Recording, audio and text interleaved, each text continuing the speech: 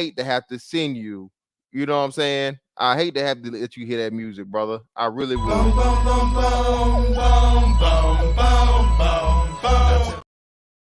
and go ahead and sing you the good old Uncle Charles. Every day see you at the